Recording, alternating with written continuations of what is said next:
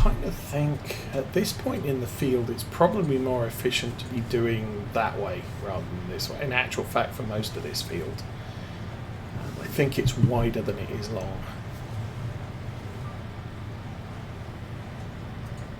I pretty much always do up and down the field.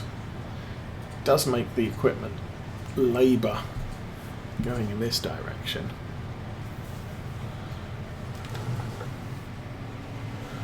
And then for canola, I'm not really bothering with a cut-in, just because it doesn't fill up very fast. And we can do a fairly good 180 degree without too much hassle at each end. It's not like you have to stop, go backwards, go forwards, go round, go up, go down.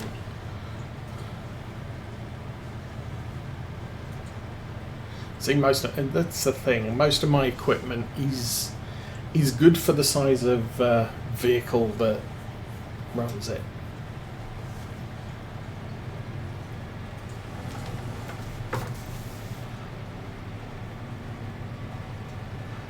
The Challenger and the Class just can't do 6 meter, maybe even 8 meter. Challenging widths for them because they can't make it. Their turn radius is wider than that. 9 and 12 meter. 12 meters comfortable. 9 meter is doable, but your full lock is when you hit the end of a row.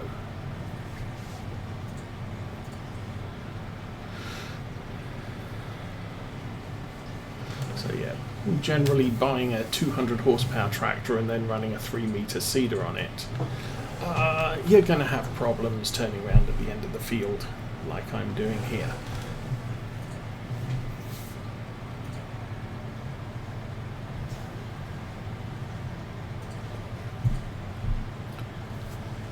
Whereas a small short framed tractor can do 3 meter rows forever.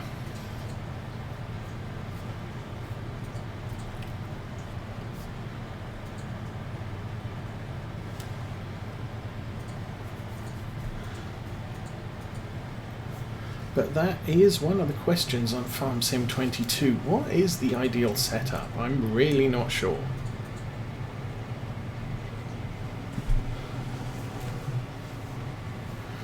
I am quite strongly opposed at this point to your main tractor being used. A used purchase. You'll be able to get a better tractor, but it costs a fortune to repair it, and you will be repairing it a lot.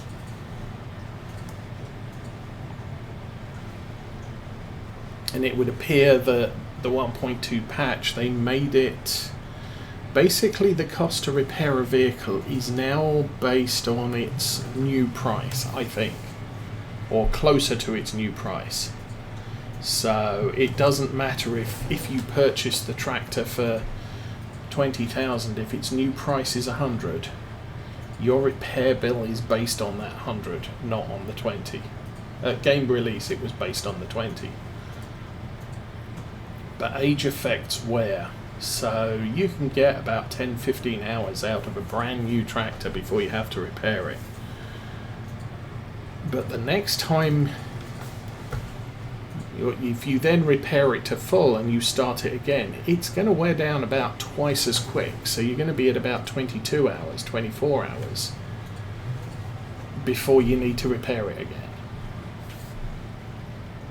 Now, I don't know what the penalty is for not repairing your tractor, but like I said, it's going to cost you the same to repair it, no matter how old it is. So if it's wearing out twice as fast, and then 3 times as fast, and then 4 times as fast, you're going to end up at a point where you're repairing it pretty much after every task you perform. And when for a big tractor, if it's costing you 5,000, 10,000 to repair, you've got to factor that repair bill into every task you do. Okay.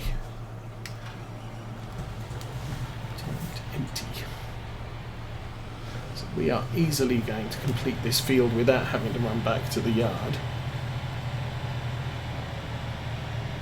And look, there's a 1 litre patch of canola. Yeehaw.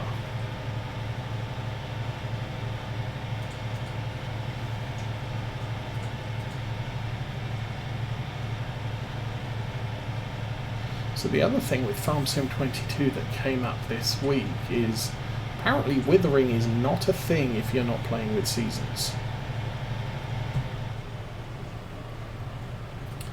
Now I wasn't aware of that until this week, but that does mean if you're not playing with seasonal cycles turned on, there's no rush to harvest a field. Obviously there's kind of a rush. Oh, what are you doing? Huh. Because obviously if you don't, with seasonal cycles turned off, you're really looking at getting things harvested and turned over as quickly as you can, because that's the way you make your money. So to max it, basically if you want to maximize the income, you need to be harvesting harvest, prepare, plant as fast as you can. When you've got seasonal cycles turned on, it's a little bit more leisurely, because you don't have, if I plant barley today, it's not going to be ready for 10 game days or 8 game days or whatever it works out at. So there's really no point in me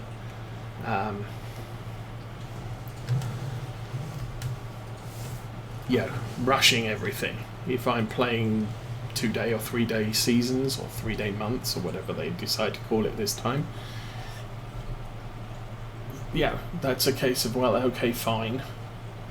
I've got 3 or 6 days in which to plant this crop. If I plant it today, it's not going to make me money any sooner than if I plant it in 3 days' time.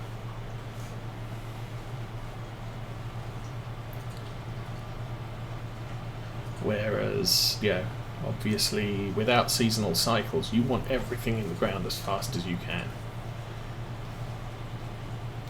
so that it matures, you can harvest it, and you can get on with planting the next crop.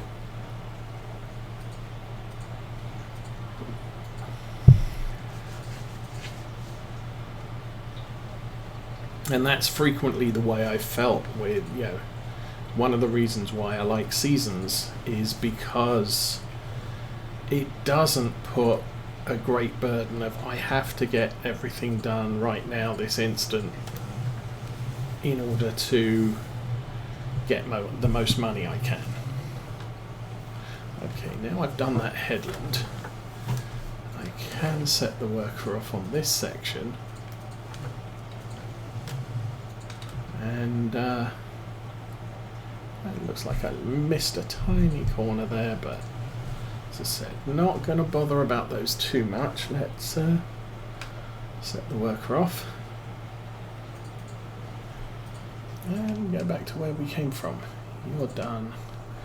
You've turned off.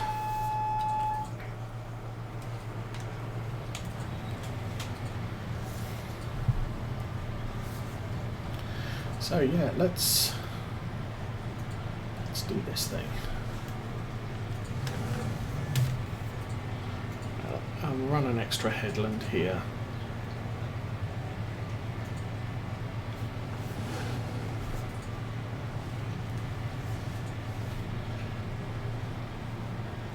I think fortunately this year we're going to have sunflowers and corn available at the same time.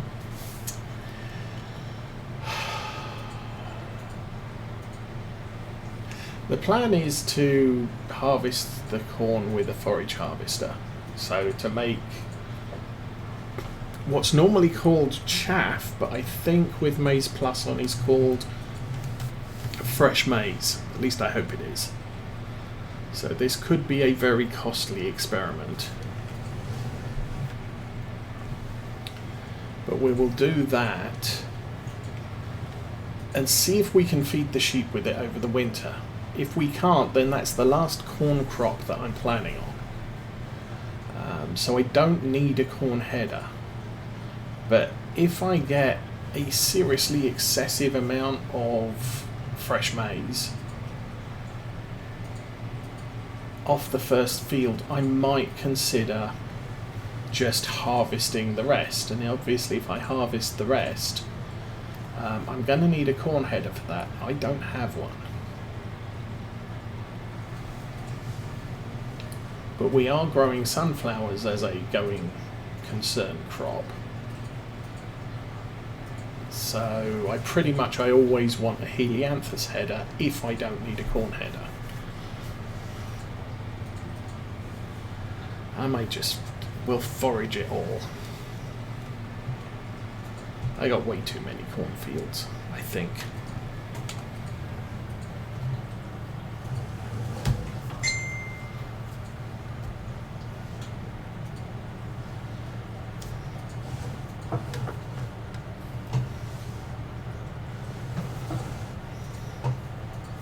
I mean, whatever fresh maize or whatever we end up with, it's going to be way more than we ever need for the sheep, because the only time I really need to feed them fresh maize is during the winter, if it works.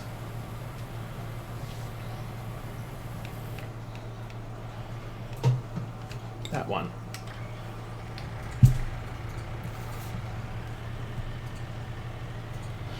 So, yeah, as I said, it's all an experiment this year. And it's going to be towards the end of the year that we actually get started on it. But any fresh maize that we have left over, I can always dump it in one of our 2 farm silos and then ship it down to the BGA later. And try boosting our stocks of digestate again.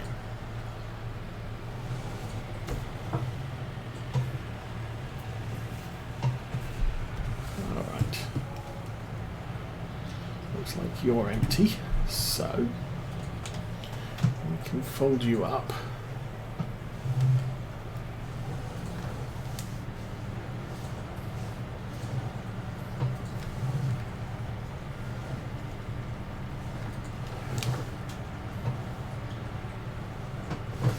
Oh.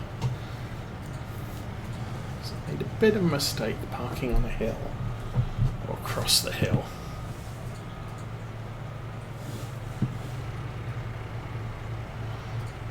See much there because the tractor's in the way, so I think I want to edge that forward ever so slightly. This is going to be tricky.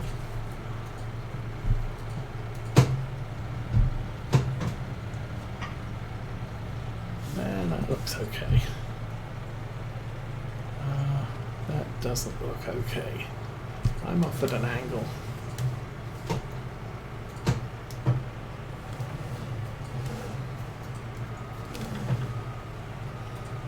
Oh, like I said, this is really difficult.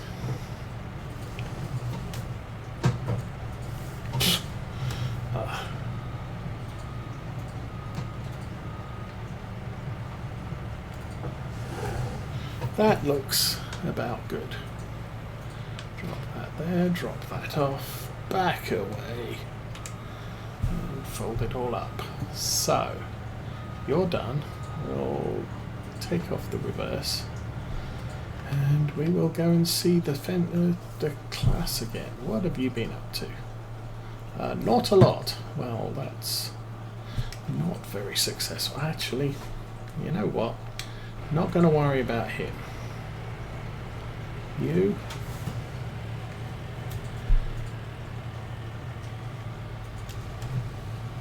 Actually, you know what?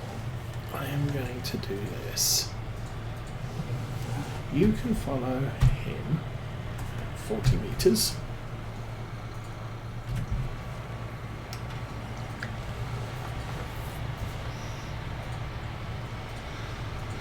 like I was saying earlier, we now pretty much have all day to get the oilseed radish planted.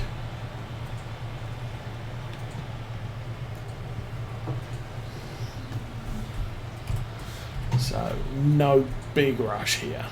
We've got to cultivate this, and we now have 2 big tractors to get this done.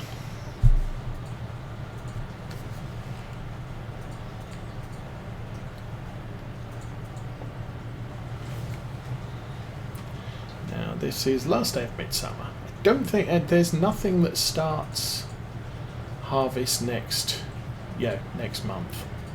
So we then have all of late summer to pretty much do nothing. But then come fall, we're going to be wanting, I think we're going to be wanting to tear up the oilseed radish and get those planted, and start harvesting things like the potatoes and the sugar beets, and foraging the corn. I'd probably try foraging the corn as early as I can. Okay, nobody coming, can't see that way. Let's use the bus stop, and hopefully everyone will make that turn, and then let's get a move on before the truck gets here. Try not to bounce the harvester off the side of it. Oh, 2 trucks. Looks like our header trailer is... may have made it. Anyway, we're good. Let's get this harvester up to speed. So not the greatest harvester, not the most expensive harvester, but I think we are going to benefit from the extra capacity and working width. I mean, even with bad weather, we got this job finished fairly well. I'm going to wait here.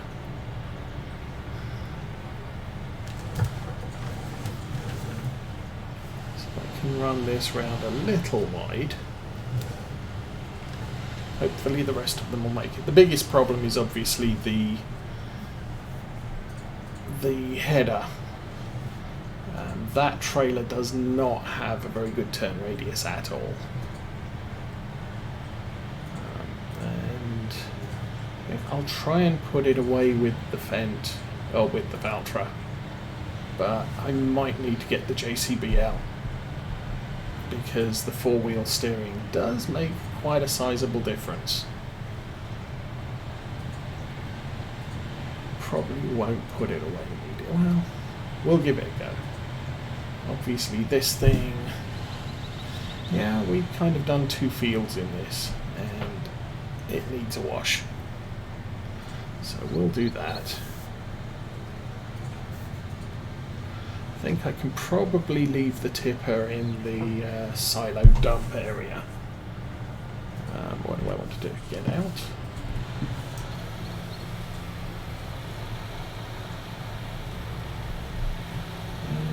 Wash it off. Yay. Nice and clean. Oh, I think it's on one of the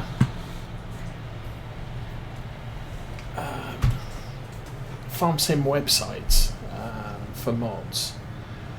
Someone has done an air compressor, so you can clean your vehicles with air rather than water, which I kind of like, because that appears to be from the farmers I watch.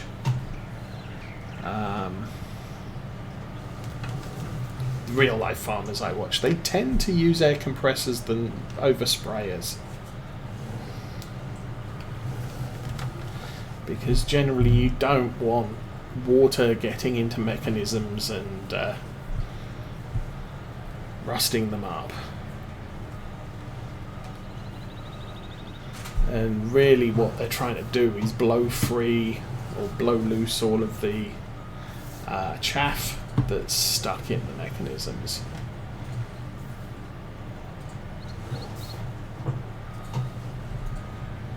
Alright, we are looking good. So that is our new harvester. Broken in. Jump out. We'll go get the rest of the crew. It looks like the Valtra's a little bit upset because he's stuck. Oh, please stop moving. Okay. I can do that. So I will tell the Valtra to stop going anywhere there.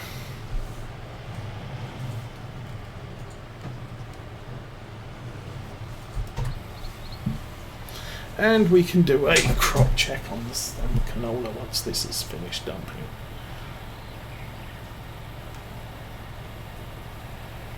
Two, 1, 0, boop.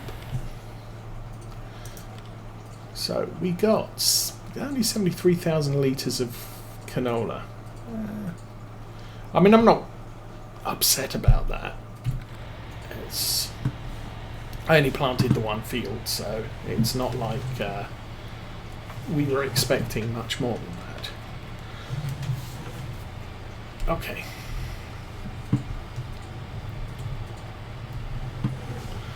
Gonna take this back to the cultivator, and I can just set this off on a worker, and the worker should do a reasonably good job because the field is fairly square for the most part. He says, wondering. Well, I did the headlands, so we might have to go round again once the worker says they're done. Oh, yes, we're not in Kansas anymore.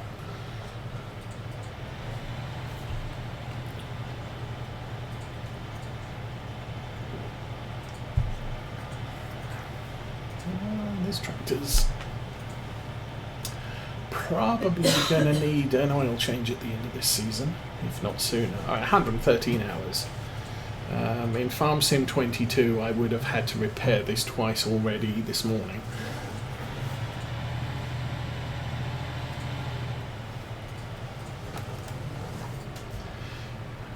Because maintenance requirements really are that bad for old tractors.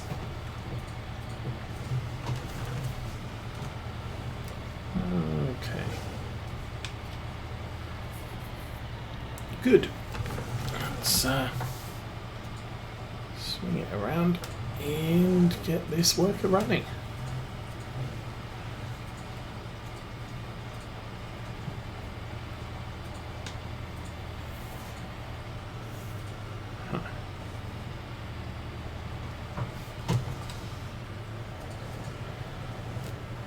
So actually the cultivator bit of this is these front two rows here. I just dropped it with those discs just beyond where the cultivator had already done, and it didn't do anything. So off you go, worker. You are good to go that way. And now we can go and deal with this guy.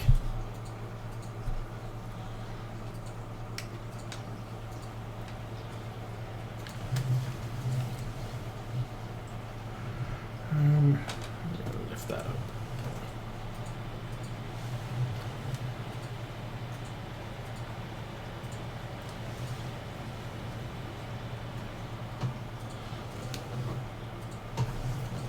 So yeah, workers obviously having issues with the angle on this field off of the cardinal.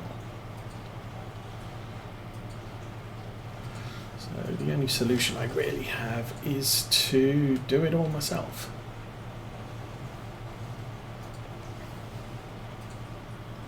And since I've already done the headland on this side, there's no point in trying to be realistic and doing the whole let's just do the rows with the GPS running.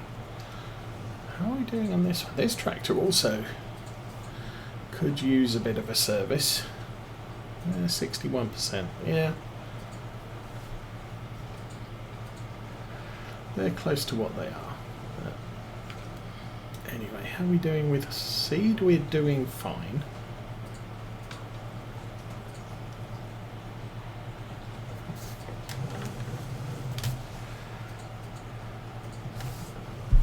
And of course, the other thing is with a worker, they're not precisely following what I'd plot out as a GPS line. So if I turn GPS back on over here, we'd be way off of our original plot, I believe.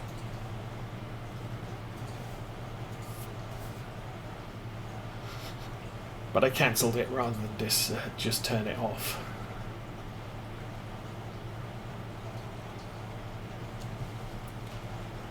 So I may not recover that anyway, if I tried.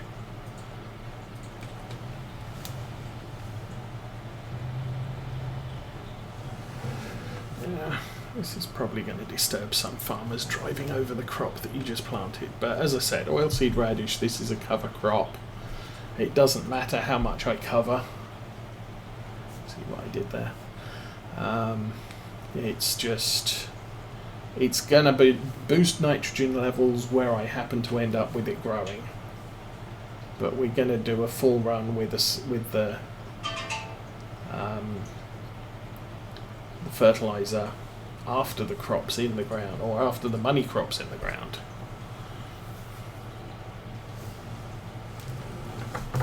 So it really doesn't matter how much of it we may or may not end up missing out. We are struggling.